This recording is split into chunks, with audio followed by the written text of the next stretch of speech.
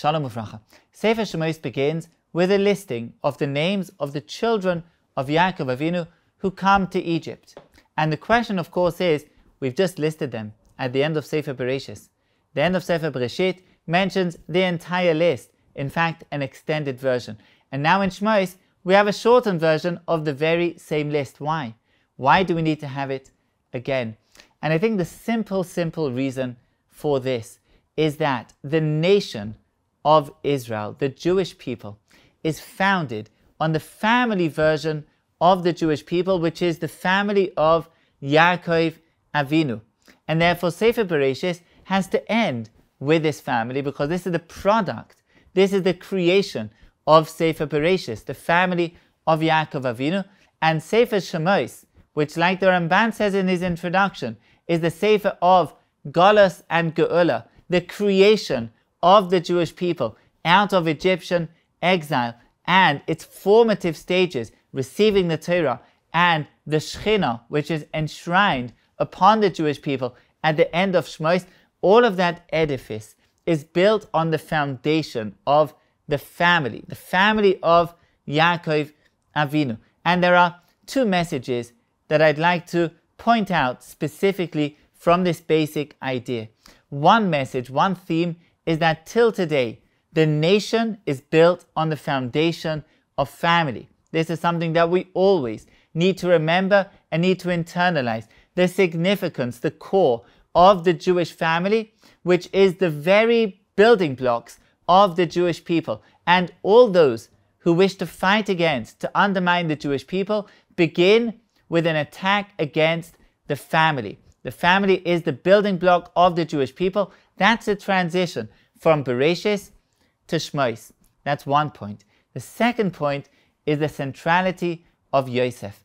After the listing of the names of the family, all the members that descend to Mitzrayim, the pasuk says, "V'Yosef haya b'Mitzrayim."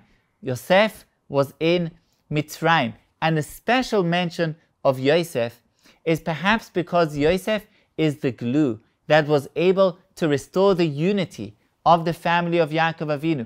The entire book of Bereshis is the story of brothers who could not unite, who were plagued with discord and disharmony and conflict, beginning with Cain and Hevel, Ham and his brothers, Shem and Yefet, Yitzchak and Yishmael, Yaakov and Esau, and then Yosef and his brothers. And once again, the fabric of the family is being torn apart, and it's Yosef who is able to restore the wholeness of the family and the unity of the brothers around the deathbed of Yaakov Avinu. And therefore Yosef has a special role to play at the end of Sefer Bereshis.